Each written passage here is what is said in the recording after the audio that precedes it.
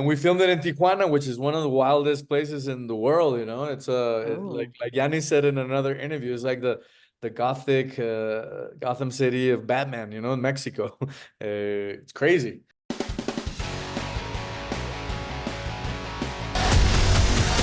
¡El halcón las puede todas! ¡Guau!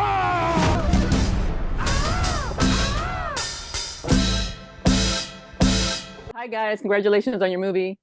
Thank you so much, Lupe. Thank you. So it's coming to the US. It already had its Mexican release. So how did it go? How did the box? I hear the box office went really well there. Yeah, I mean, I'm very grateful. I'm very excited. I never thought in my wildest dreams that the hawk El Halcón will be flying over to the American side. It had also had a couple of releases in Switzerland, India. So I can't be more happy. And I'm so glad that I work with great actors such as Ianis and Guillermo and Said and all the crew. All the crew was spectacular. So I think we are all very excited to do this crossover, and I think it's a film that Mexicans, and not just Mexicans but Latin Americans, will love because it has a lot of our Latin values like family. Mhm. Like we're fighters, man. We even like immigrants. To me, my parents are immigrants. So, and I lived half of my life in the United States, and to me, there's a big honor in going from your town, bunch of kilometers, crossing the border, the desert, or whatever you had to go through, and to raise your family over there. To me, that's those are the real heroes. Well, it takes place in well, some of it takes place in the 70s, and also in the present in Tijuana. So I got a little bit of like the 70s Mexican vibe movies. Remember the action movies from the 70s? Yeah, Was that yeah, an influence as well as yeah. No, as absolutely. Santo? Absolutely. I mean, this is a very, I think, a very sincere homage to all those movies from El Santo, Blue Demon, Mil Máscaras. We grew up with those movies. Those were our superheroes before Superman and Batman, and so yeah, I that's what we try to do. We also I'm also personally a big fan of video homes, which is this crazy genre in Mexican uh, film history that doesn't get much attention, but it's to me it's very powerful. It's amazing. It's very popular, especially with the paisanos over there in Mexico, in Hmm. the U.S. Mexicans in the U.S. And it also has that like that B movie sort of look and feel that we wanted to go for. So I'm happy with the result, and we never take ourselves serious. So it Yeah. was. And am I pronouncing Yanis? Yanis? Yanis, yeah, it's fine. Yanis? Yanis? Yanis, yeah. For you, your younger generation, does it carry the same weight, the Mexican superhero luchadores like in the 70s when we had all these films about them as, the Mexican superheroes? Yeah, no, absolutely. I mean, I grew up watching all these luchadores on television. I was playing with my siblings and cousins and everything like that, and we're playing to be like this luchador, octagon, mil máscaras. They were heroes for us, and they were our national heroes. And also, I love the old movies about El Santo and Blue Demon and all the stuff. I'm a big fan of that. And as an actor, I had the opportunity to play a character named Black Shadow on a series called Blue Demon. And again, I was again in the middle of this luchadores dream, like space. And when Eduardo told me about the film and the story and everything like that, for me it was a huge opportunity to be a kid again, like to put the mask of El Halcón and become a superhero. And also this idea that Eduardo had that this is like a franchise, like El Halcón Uno, El Halcón Two, El Halcón Three. And this story goes beyond just one simple story. It's like a trilogy, as Eduardo says. And for me, that's fantastic because I think that these superheroes are much needed now in our time right now today in Mexico and in Latin America and United States and everywhere because they are like some heroes that are human heroes. They are not superheroes. They don't have superpowers.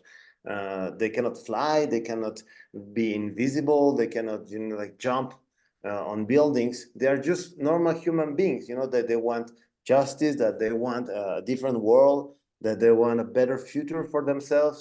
So for me, that is very, very important. And I think that people are gonna like it, and we need that. The Latin audience in the United States show their strength and their muscle and say, okay, we want that content, we want that movie, and let's go everybody to watch it on theaters. Eduardo, I don't know if they wrote this up correctly. Obviously, the old films, the Luchadores is a big influence, but I also heard that you watch Nacho Libre, which I personally love. I love Nacho Libre because it has all the principles, right? Yeah. Of, trying to help the community, regardless of Which is a background. real story, actually. It's a real character. It's a real Oh, I person. forgot about that. Yeah. It's fantastic. I remember a couple of days ago about that. And it's a real man. He was a real fighter who was like working with orphans. It's a true story. Yeah. And how did you use Eduardo? We actually did the documentary. I used to work for a media company called Vice, and we did the documentary. I don't remember the guy's name, but it's Fraile something. And that's that the movie Nacho Libre was based on his story, like Ianis said. And it just came out, an article just came out recently, right? In the New York Times or something like that. About But it's him. also normal because when you go to the Lucha Libre, I don't know if you have been there in Arena Mexico or something like that. You go there and you see those huge giant muscle giants and say, wow, they are like fantastic people, like with their capes and mask and gloves and everything like that. They jump and they fly and they fight, So it's a fantastic universe. Now, you wanted to reinvent this genre, right? So I mean that's what we were shooting for. Yeah, we wanted to do a very sincere homage to that genre, and have it more actual, funner, more irreverent. So we and as I said before, us Mexicans and Latins, we have the superpower to not take ourselves so serious, even though we have a bunch of adversities in our lives, right? We all know. We sort of laugh at each other, and come on, vamos, pick yourself up, bro. And that's what that's one of the messages of this movie too. Like, let's make it happen. We did it with very little budget. But if I waited, to have for a studio to pay us, millions of dollars to do a superhero lucha libre movie, this movie would never have been done. So I'm very grateful that all the actors, such as Ianis, Guillermo, Said, Ana Jimena, they all said, "Look, we're gonna do this. We believe in this. Let's do it." And everybody poured their passion, their love, their sweat, long hours. We filmed it in 10 days, which is wow, you did? Oh my goodness. It's Which wild. That's crazy. It was It's wild. completely crazy. And we filmed it in Tijuana, which is one of the wildest places in the world. It's Oh. like Yanni said in another interview, it's like the gothic Gotham City of Batman, in Mexico. It's crazy. But we did it, and we can be more proud and happy to have this film in the United States in the couple of days to come. Now, shooting in Tijuana, we know what it's like to shoot in United States. It's such a hassle. Do you have to go through the permits or stuff like that, or you have to pay off the gangs you can shoot here? I mean, we did have a lot of adversities, but everything, the film industry here in Mexico has gotten very professional. We did everything by the book. As I said, we probably didn't have sushi, right, for the actors, but we had tacos, and who doesn't love tacos? And Never we get used told. a lot of the spaces that were already, the strip club is a strip club, the gang, the motorcycle gang place is a motorcycle club in Tijuana. So since we were limited with budget, we used all these spaces that were already there. We didn't create them. That's why we didn't invest so much money in art and all that stuff. And we really focus on the story, on the acting, on being crude, being authentic. And also, I really love the music in the story. It's another Tijuana, it's another character in the movie, the music is also another character in the movie, and it has a lot of cumbia, it has a lot of salsa, it has a lot of regional, it has a lot of corridos tumbados, a little bit of everything. Also, what I was reading was that in the film, he has to give up, Halcon has to give up, you know, his profession because he's menaced by uh, a drug kingpin, right? And then I was reading in real life, some of the old luchadores, they end up being taqueros. Yeah, Is that right? yeah, selling Was that your tortas and stuff like inspiration? that. Was that your Yeah, inspiration? yeah. Learning that? When I was doing the research for writing the script, I did a bunch of things. I interviewed a bunch of legends. I actually even took lucha libre classes in the Arena Mexico. You know, they beat the hell out of me, so I only took like 2 classes. Eh, They're like, yeah, let's get him. But I also went to a couple of restaurants here in downtown Mexico City. El Super Muñeco, he retired, and I interviewed him, and he has a torta, a place that sells tortas, right? And it's very popular. And yeah, that was definitely one of the inspirations for this movie. Let's have this luchador, retired luchador, sell tacos, you know?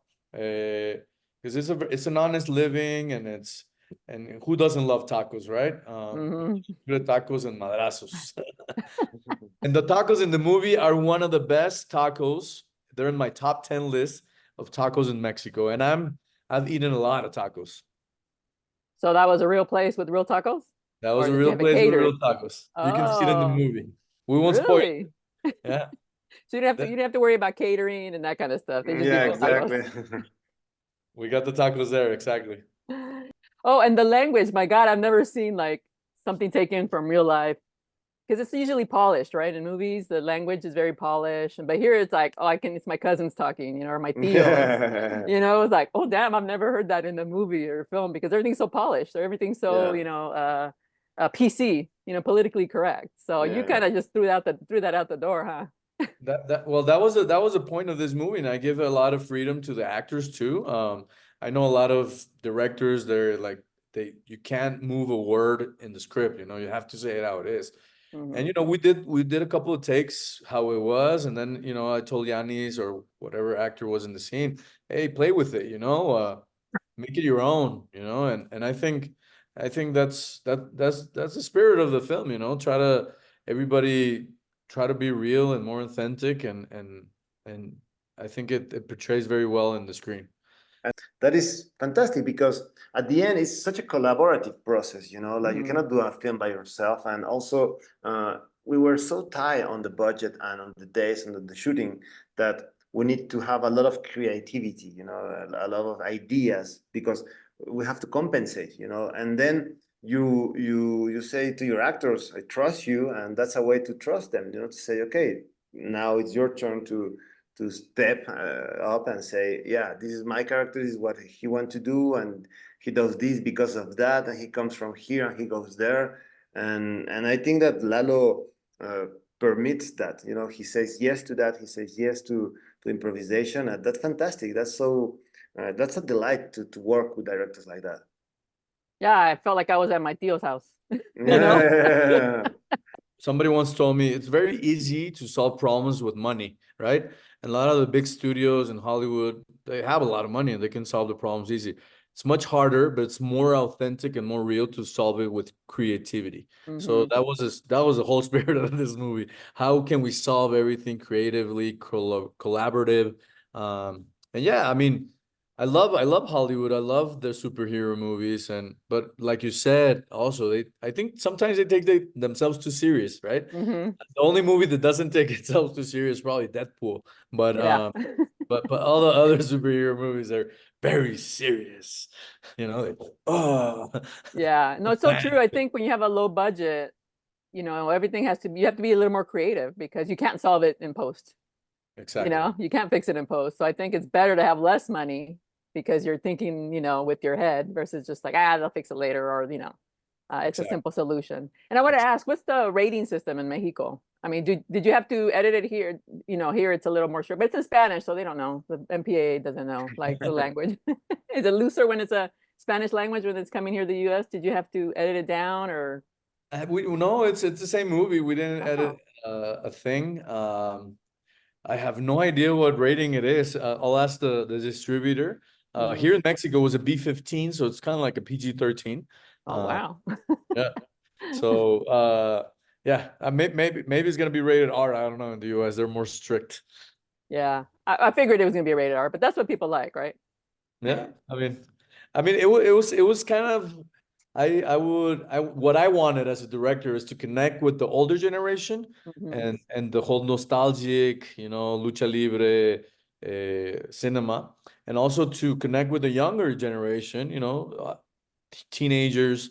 They can reconnect with their roots, with their Mexican roots, and tacos, lucha libre, madrazos, chistes, albures, all that you can, all the young generation. They kind of, some of my nephews, they don't know who El Santo was, and Mm. I think it's a great, no, it's a great opportunity for them to be like, to go with their dad and be like, oh yeah, then look, we're gonna watch El Santo contra las momias, or Mhm. las vampiras. It's very Mexican, it's very us. Oh yeah, for sure. All right, well, congratulations and much success to you. And it's here in the United States, September 18th, correct? 13th. Oh, 13, sorry, 13, September 13. Lucky 13, baby. Lucky Lucky 13. 13, Friday the 13th. Yeah, lucky 13. Yeah. All right. Well, I didn't thank you know so it much was for right, your yeah. time. Thank you.